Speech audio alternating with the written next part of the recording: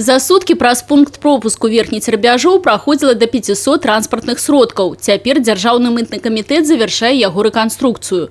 Сумежны пункт пропуску зачынены рашэннем украінскага боку. Зрэшты, як кажуць беларускія мытнікі, у выпадку адкрыцця межаў наладзіць працу змогуць усяго за 3 гадзіны. По сравнению с тем, что у нас будет и то, что было, то это две большие разницы. Старый пункт пропуска был построен в 1993 году. Это все сборные модели и, скажем так, помещений для сотрудников, для службы погранвойск, ветеринаров не хватало.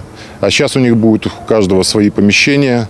Тут ужо з'явіўся новы адміністрацыйны будынак мытных і пагранічных службаў. У зале догляду пасажыраў з'явіцца сканіруючае абсталяванне. Працэс зойме усяго некалькі хвілін. Перавагі атрымаюць і перавозчыкі грузаў. Інспекцыйны бокс мяркуе разгрузку адразу, без прамяшчэння. Дарэчы, раней даглядалі за 100 кіламетраў, а гэта дадатковыя выдаткі на канвой і паліва. Все будет сделаться одновременно в одном месте. Для нас это создаст дополнительные условия к тому, что повысим качество выявлений, и в рамках системы анализа и управления рисками то же самое, свою значимость мы можем показать.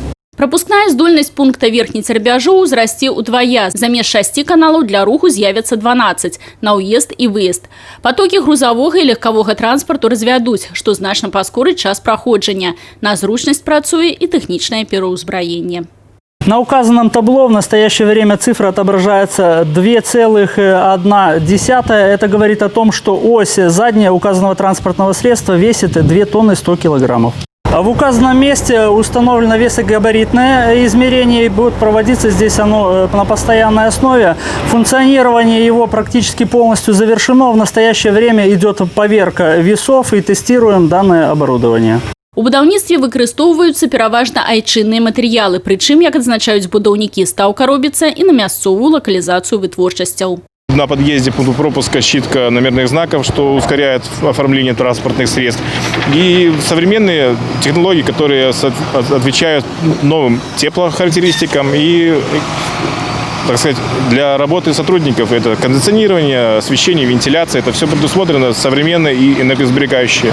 Сваю плошчу пункт пропуску пашырыць у 4 разы. Тут з'явіцца сховішча, пляцоўка для затрыманага транспарту і кіналагічнай службы, санітарнага і ветэрынарнага кантролю. Першы пускавы комплекс запрацуе ўжо ў лістападзе. У цэлым рэканструкцыю завершыць да сярэдзіны наступнага года.